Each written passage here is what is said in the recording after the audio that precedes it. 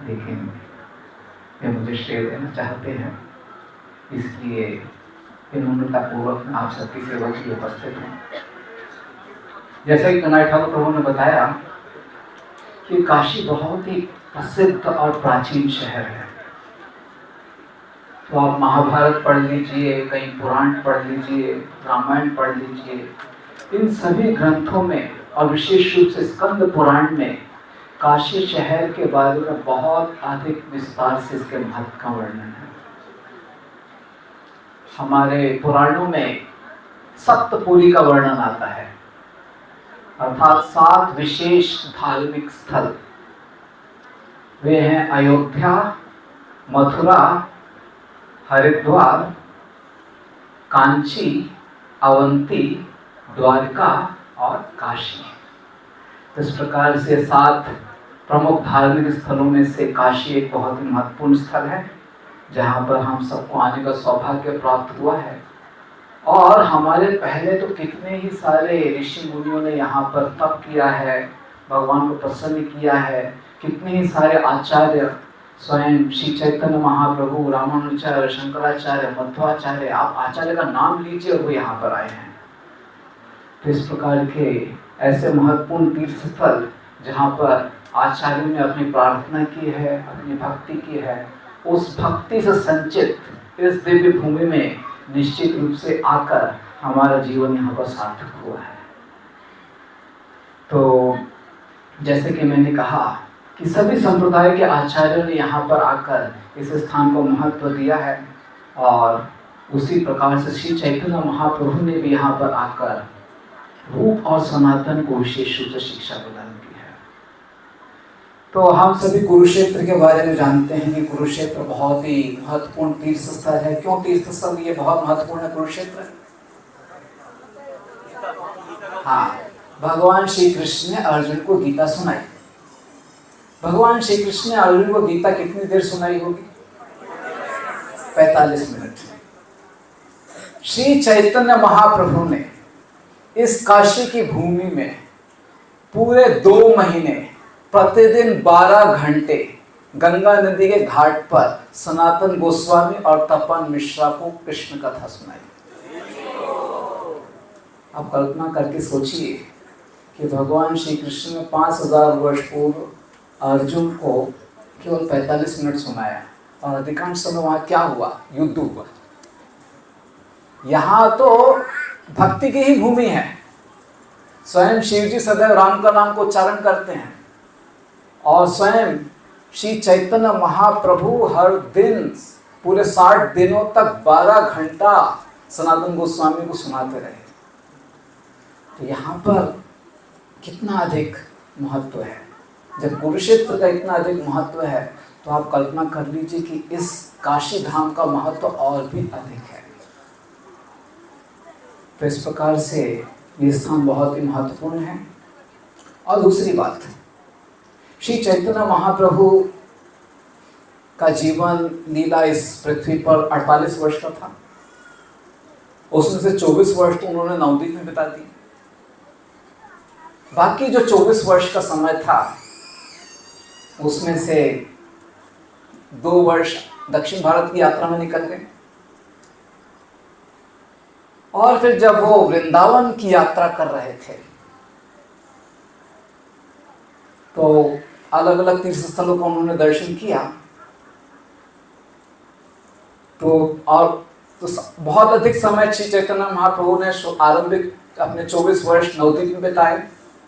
उसके पश्चात जो अधिकांश समय चैतन्य महाप्रभु ने बिताए वो जगन्नाथपुरी में, और उसके बाद जो अधिकांश समय श्री चैतन्य महाप्रभु ने बिताया है वो है श्रीरंगम में 4 महीने। और उसके बाद जो स्थान है जहाँ पर श्री चैतन्य महाप्रभु ने सबसे अधिकांश समय बिताया है वो है काशी। 2 महीने। अवश्य वृंदावन में भी श्री चैतन्य महाप्रभु ने 2 महीने बिताए, लेकिन काशी में भी श्री चैतन्य महाप्रभु 2 महीने थे।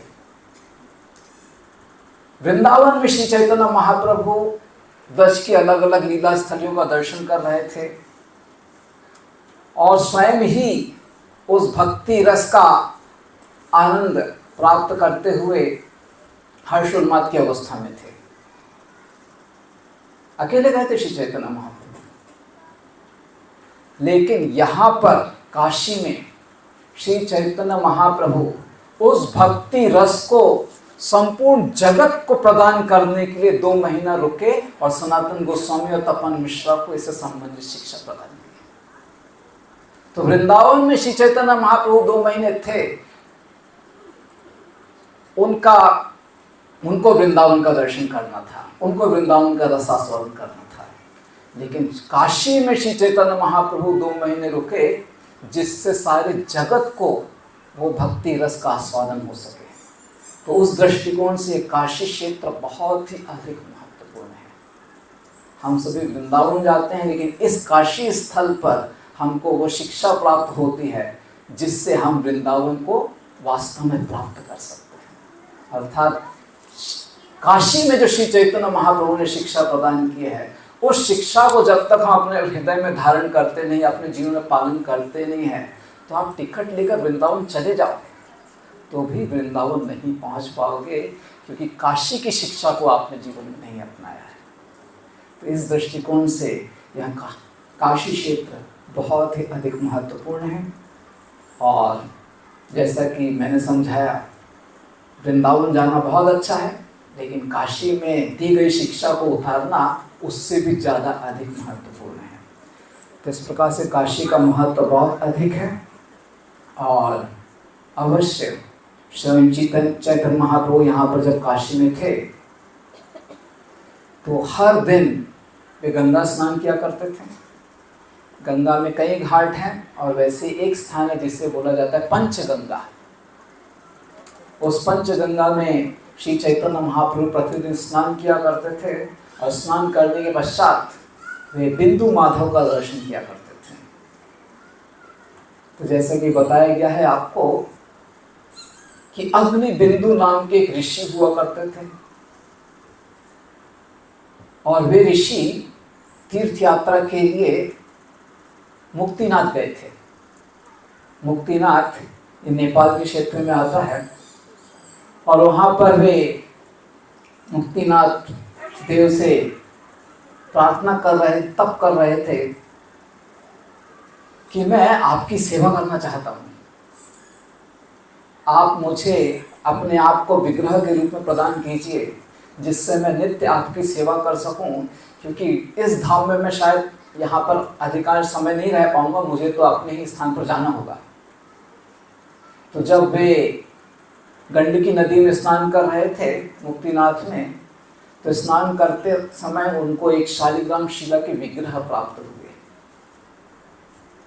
और वही शालिग्राम शिला के विग्रह जो कि भगवान से अभिन्न है, बिंदु माधव कहलाए और उनकी स्थापना यहाँ पर गंगा के किनारे हुई, पंचगंगा के घाट के पास, और उन विग्रहों का दर्शन भी किया जा सकता है।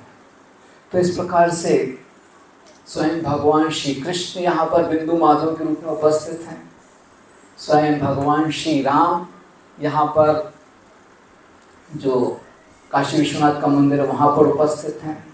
स्वयं शिव जी यहाँ पर उपस्थित हैं। तो इस प्रकार से ये जो स्थल है भगवान और उनके महान भक्त शिव जी की उपस्थिति से बहुत ही दिव्य है और हम सभी को ऐसे दिव्य भूमि में आकर अपनी भक्ति को अधिकाधिक विकसित करने के लिए यहाँ पर प्रार्थना करनी चाहिए और बहुत तीव्र साधना करनी चाहिए। तो जब हम यात्रा में आते हैं तो हम सोचते हैं कि सारी सुख सुविधा सब कुछ ठीक होना चाहिए। नहीं, भौतिक दृष्टिकोण से ज़्यादा सुख सुविधा की अपेक्षा मत कीजिए। व्यवस्थापन की ओर से, व्यवस्थापकों की ओर से अवश्य आपके लिए मदद की जाएगी, लेकिन स्वयं की ओर से हमें ज़्यादा अपेक्षा नहीं करनी चाहिए।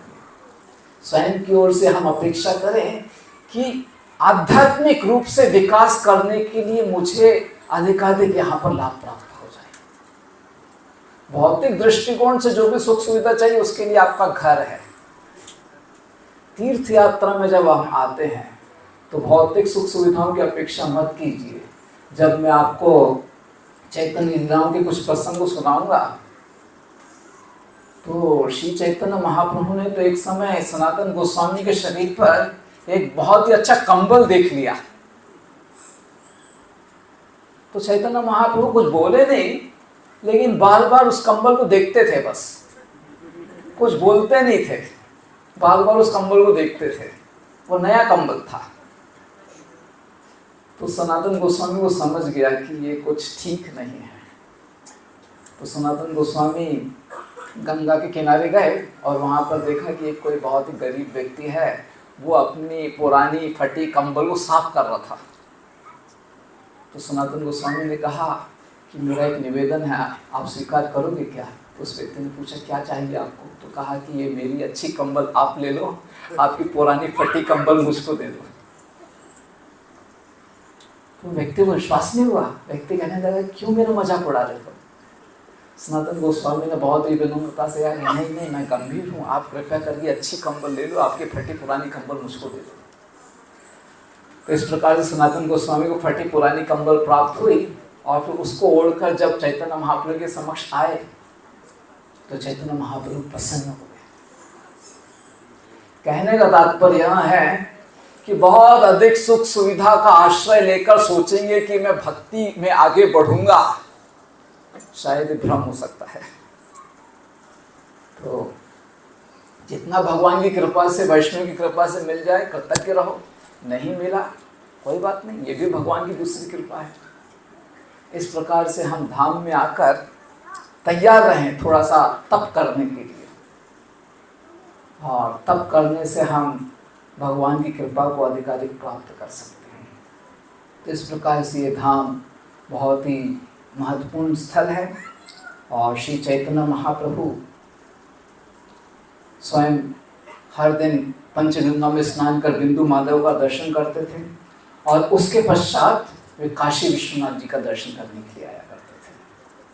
तो ये चैतन्य महाप्रभु की हर दिन की दिनचर्या थी। और फिर उसके पश्चात जो भी उपस्थित यहाँ के सदस्य होते थे उनके साथ प्रचुर हरिनाम संकीर्तन किया करते थे। तो बहुत सारी कथाएं हैं कि कैसे श्री चैतन्य महाप्रभु ने इस काशी क्षेत्र में हरिनाम संकीर्तन की केवल लहर नहीं, हरिनाम संकीर्तन की बाढ़ को यहाँ पर फैलाया। कृष्णदास कविराज कहते हैं कि ये जो काशी, जहाँ पर 3 नदियों का संगम है, काशी नहीं इलाहाबाद में, जहाँ पर प्रयागराज में जहाँ पर हम लोग जाएंगे, जहाँ पर 3 नदियों का संगम है, उन 3 नदियों के संगम से भी कभी उस क्षेत्र में बाढ़ नहीं आई। लेकिन श्री चैतन्य महाप्रभु ने अपने हरिनाम संकीर्तन से प्रयागराज को हरिनाम की बाढ़ में डुबो दिया। और ठीक वैसा ही यहाँ पर भी हुआ जब प्रकाशानंद सरस्वती और उनके 60,000 मायावादी शिष्य, वे सब के सब दूध कटोरा नामक स्थान पर श्री चैतन्य महाप्रभु के चरणों में नतमस्तक हुए और सारा का सारा शहर हरिनाम संकीर्तन से गूंज उठा। हरे कृष्णा कृष्णा कृष्णा हरे हरे, हरे राम राम राम हरे हरे। तो श्री चैतन्य महाप्रभु का जन्म नवदीप में हुआ और श्री चैतन्य महाप्रभु जैसे ही थोड़े बड़े हुए तो वे अनेक शरारती हरकतें करने लगे और जैसे भी थोड़ा सा विद्यालय जाने लगे और थोड़ी शिक्षा प्राप्त की तो निमाई पंडित के रूप में, व्याकरण के शिक्षक के रूप में बहुत अधिक प्रसिद्ध हो गए। और इस प्रकार से उनकी भूमिका थी। और जब थोड़े और बड़े हुए तो शची माता के निवेदन पर उनका विवाह संपन्न हुआ लक्ष्मी प्रिया के साथ। तो इस प्रकार से अब निमाई पंडित अपने गृहस्थ जीवन में थे और गृहस्थ जीवन में निश्चित रूप से गृहस्थ जीवन सुचारू रूप से चलाने के लिए धन की आवश्यकता होती है। तो निमाई पंडित धन प्राप्त करने के लिए शची माता और अपनी पत्नी लक्ष्मी प्रिया की अनुमति लेकर पूर्व बंगाल गए, जो कि बांग्लादेश के नाम से आज प्रसिद्ध है। वहां गए और वहां पर वे बहुत सारे विद्यार्थियों को शिक्षा देकर अधिकाधिक धन प्राप्त करना चाहते थे। तो इस उद्देश्य से निमाई पंडित पूर्व बंगाल गए थे, बांग्लादेश, धन प्राप्ति के लिए। तो बहुत ही प्रसिद्ध थे निमाई पंडित अपने व्याकरण की शिक्षा के लिए। और वहां पर निमाई पंडित जब व्याकरण की शिक्षा दे रहे थे तो हजारों हजारों की संख्या में विद्यार्थी उनसे शिक्षा प्राप्त करने के लिए आतुर थे और उनको प्रचुर मात्रा में धन देकर उनसे शिक्षा प्राप्त करते थे। तो निमाई पंडित कुछ काल तक वहां पर रहे और उसके पश्चात वे जब वापस लौट रहे थे तो उनके सारे विद्यार्थियों ने उनसे प्रसन्न होकर उनको बहुत सारी भेंट वस्तुएं दी। और वापस लौटते समय एक वहां पर भक्त रहा करते थे जिनका नाम है तपन मिश्रा। वो तपन मिश्रा बड़े विद्वान थे, बहुत सारे शास्त्रों का उन्होंने अध्ययन किया था और अनेकानेक साधु संतों से भी मिले थे, बहुत सारी तीर्थ यात्रा भी की थी। लेकिन फिर भी उनको प्रश्न था कि मनुष्य जीवन का लक्ष्य क्या है और उस लक्ष्य की प्राप्ति के लिए सबसे सुलभ मार्ग क्या है। इन दो प्रश्नों को लेकर तपन मिश्रा अनेकानेक साधु संतों से मिलते थे, बहुत शास्त्रों का अध्ययन करते थे, तो उन्हें इन प्रश्नों का उत्तर नहीं मिला। फिर तपन मिश्रा जो कि इन प्रश्नों का उत्तर प्राप्त करने के लिए बहुत अधिक आतुर थे, बहुत अधिक चिंतित थे, क्योंकि इन प्रश्नों का उत्तर नहीं उनको प्राप्त हो रहा था, इसलिए बहुत दुखी भी थे। तो ऐसी दुखमय अवस्था में तपन मिश्रा बहुत प्रार्थना किया करते थे, भगवान से निवेदन किया करते थे और रोया करते थे।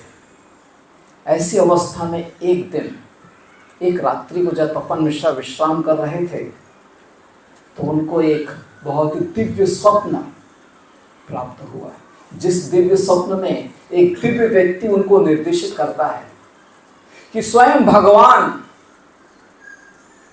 भगवान इस कलयुग में निमाई पंडित के रूप में अवतरित हुए हैं। पद्मावती नदी के किनारे जाओ और वहां उनसे भेंट करो और उनसे आपके प्रश्नों का समाधान प्राप्त करो।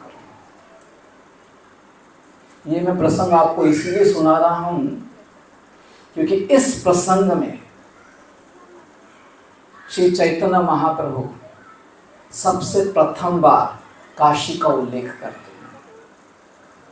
आप सोचिए, श्री चैतन्य महाप्रभु का जन्म नवद्वीप में हुआ है और अभी तो वे निमाई पंडित के रूप में हैं, एक संस्कृत के व्याकरण के शिक्षक के रूप में हैं।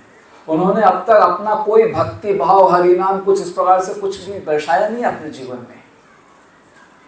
और सबसे पहला तीर्थ स्थल जो नवद्वीप के बाहर श्री चैतन्य महाप्रभु जाते हैं वो है गया धाम, लेकिन सबसे पहला तीर्थ स्थल जो स्वयं श्री चैतन्य महाप्रभु स्मरण करते हैं वो है काशी धाम। इस प्रकार से काशी धाम बहुत ही महत्वपूर्ण है, जिसका सबसे पहली बार स्मरण श्री चैतन्य महाप्रभु ने अपने जीवन में किया है। तो ये तपन मिश्रा को यहाँ दिव्य स्वप्न आता है जिसमें स्वयं एक दिव्य व्यक्ति उनको निर्देशित करता है कि पद्मावती नदी के किनारे जाओ और वहां पर आप भगवान से भेंट करो जो कि निमाई पंडित के रूप में अवतरित हुए हैं।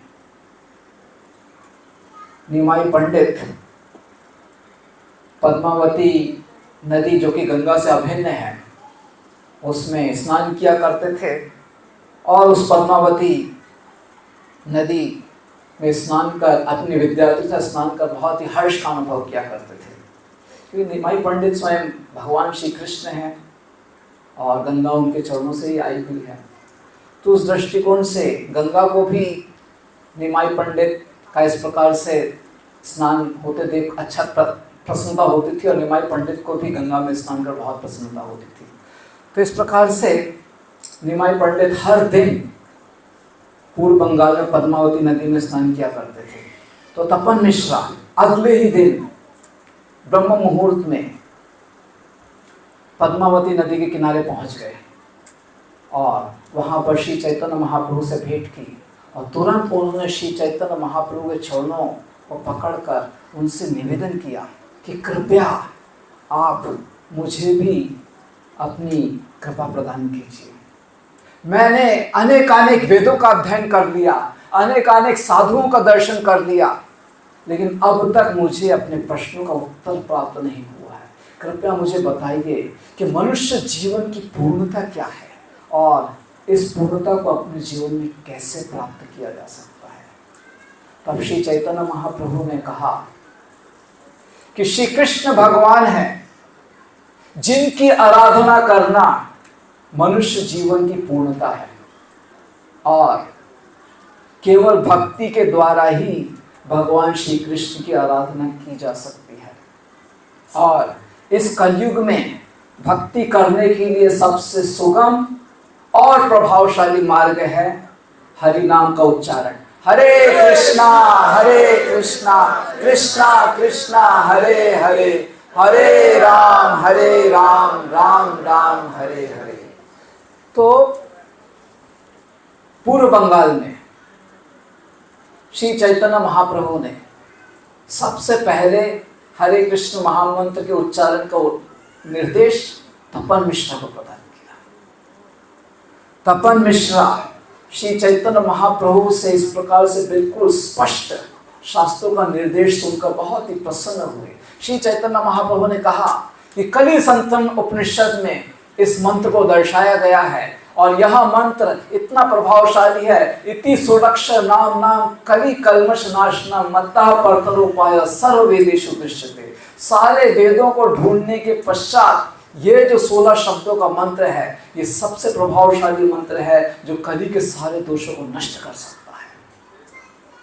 तो तपन मिश्रा श्री चैतन्य महाप्रभु के इस निर्देश को प्राप्त कर बहुत ही प्रसन्न हो गए और पुनः उनके चरणों में दंडवत प्रणाम कर उन्होंने उनसे निवेदन किया कि मैं अब आपको एक रहस्य बताना चाहता हूँ। तपन मिश्रा ने कहा कि मैंने अपने स्वप्न में एक दिव्य व्यक्ति को देखा था और उस दिव्य व्यक्ति ने मुझे निर्देशित किया कि आप ही स्वयं भगवान श्री कृष्ण हो, सारे देवों के देव हो।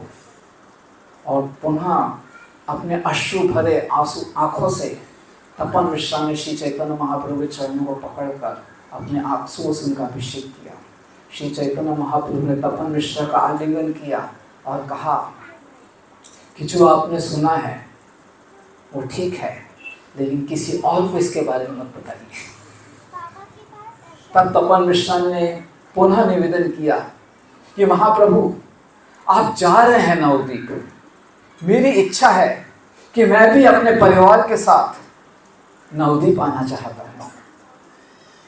श्री चैतन्य महाप्रभु ने तपन मिश्रा को कहा कि मैं चाहता हूँ कि आप अपने परिवार के साथ यहाँ से काशी चले जाओ और वहाँ रहो। श्री चैतन्य महाप्रभु ने इस प्रसंग में प्रथम बार अपने जीवन काल में किसी और तीर्थ स्थल का स्मरण किया है। सबसे प्रथम बार तो काशी का स्मरण किया और तपन मिश्रा से प्रथम बार भेंट हुई थी और यही निर्देश दिया कि काशी में जाओ। सामान्यतया हम किसी को कोई व्यक्ति कहीं तीर्थ स्थल में जाना चाहता तो हम क्या कहेंगे, मायापुर जाओ। सबसे पहला तीर्थ स्थल जाने कहाँ जाओ, मायापुर जाओ। स्वयं श्री चैतन्य महाप्रभु जो कि नवद्वीप में रह रहे थे और नवद्वीप ही जाने वाले थे, वो तपन मिश्रा को क्या कहते हैं, काशी जाओ।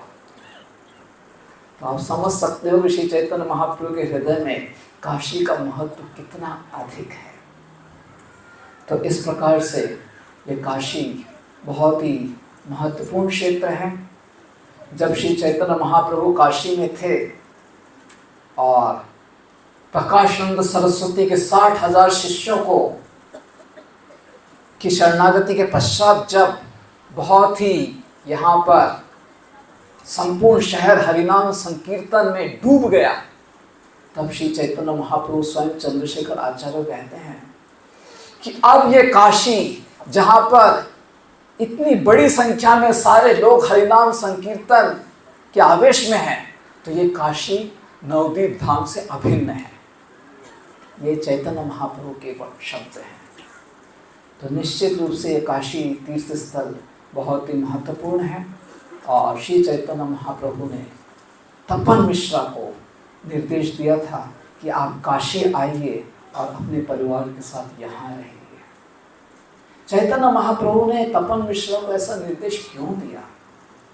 क्योंकि चैतन्य महाप्रभु जो स्वयं भगवान हैं, भविष्य काल की स्थिति को जानते हैं और वे जानते थे कि भविष्य में मैं संन्यास लूँगा और संन्यास लेने के पश्चात मैं निश्चित रूप से काशी खाऊंगा और काशी आकर मैं सनातन गोस्वामी को अपनी बहुत सारी शिक्षा यहाँ पर प्रदान करूँगा। और क्योंकि तपन मिश्रा की बहुत तीव्र इच्छा थी कि मुझे शास्त्रों के संदेश को सुनना है, तो चैतन्य महाप्रभु ने कहा कि काशी जाओ और वहाँ पर जब मैं आऊँगा तो आपको निश्चित रूप से शास्त्रों के दिव्य उपदेश को भी सुनाऊंगा।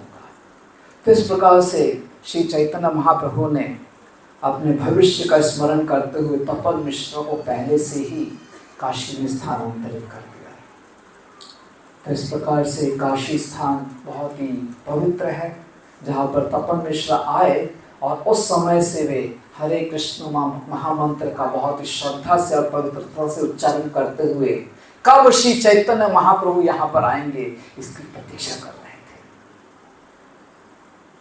तो इस प्रकार से तपन मिश्रा का काशी में आना यहाँ कोई छोटा प्रसंग नहीं है। आप कल्पना कीजिए कि सारे के सारे जो भी वैष्णव हैं सब नवदीप धाम में थे। स्वयं श्री चैतन्य महाप्रभु नवदीप धाम में थे और ये तो काशी शहर, ये तो मायावादियों का गढ़ था, यहाँ कोई वैष्णव नहीं था। ऐसे स्थान पर जहाँ कोई वैष्णव नहीं है, उस स्थान पर आपको अकेले आना पड़े और यहाँ पर रहना पड़े और प्रतीक्षा करना पड़े कब महाप्रभु आएंगे, इतना सरल नहीं है। लेकिन महाप्रभु का निर्देश था और तपन मिश्रा महाप्रभु के चरणों में अपनी शरणागति दर्शाते हुए उन्होंने चैतन्य महाप्रभु के इस निर्देश को स्वीकार किया और वे अपने सब परिवार के साथ इस काशी क्षेत्र में आए और यहाँ पर रहने लगे। तो तपन मिश्रा का यहाँ पर आना उनकी शरणागति को दर्शाता है कि जब सारे वैष्णव एक तरफ हैं और आपको कुछ अलग से निर्देश प्राप्त हो और उस निर्देश को, उस सेवा को करने में आप अकेले ही हो, तो उत्साह रख पाना इतना आसान नहीं होता है कि आपको अकेले ही कहीं पर कोने में भेज दिया। लेकिन तपन मिश्रा ने पूर्ण शरणागति के साथ श्री चैतन्य महाप्रभु की प्रसन्नता के लिए यहाँ पर आना स्वीकार किया।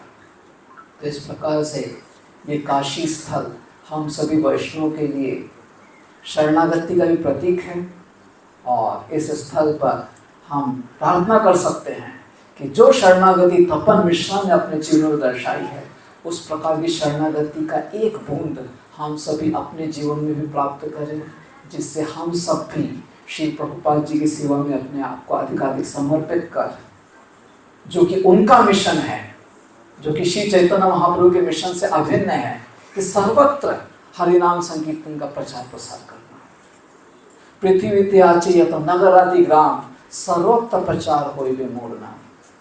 तो स्वयं श्री चैतन्य महाप्रभु ने काशी में आकर यह कर दिखलाया और हम सभी को तपन मिश्रा के चरणों के पद चिन्हों पर चलते हुए श्री प्रभुपाद जी के मार्गदर्शन में इस प्रकार से सर्वत्र हरिनाम संकीर्तन का प्रचार प्रसार करने में मदद कर अपने आप को समर्पित करना चाहिए। तो इस प्रकार से यह काशी क्षेत्र बहुत ही महत्वपूर्ण तीर्थ स्थल है और हम सभी जब तक इस काशी क्षेत्र में हैं अनेकानेक लीलाओं का श्रवण करेंगे।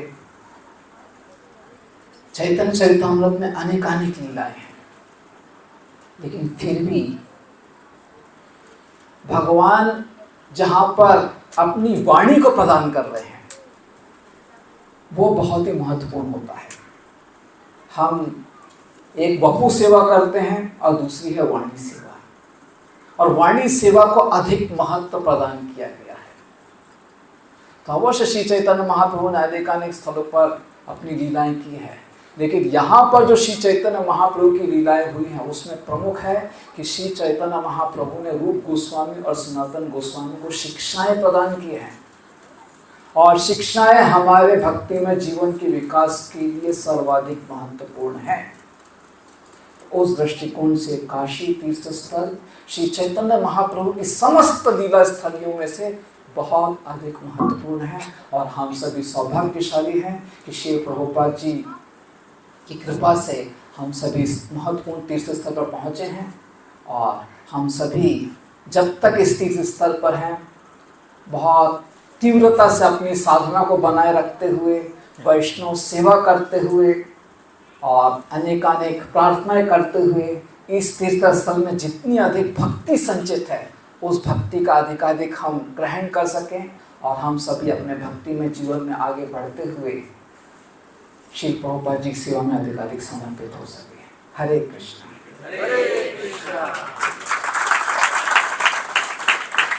एक बज चुका है इसलिए मैंने विराम दिया है, ठीक है ना? तो कुछ सूचनाएं होंगी तो आप वो सूचनाएं सुनकर बिना विलंब किए प्रसाद जल्दी जल्दी ले लीजिए, जिससे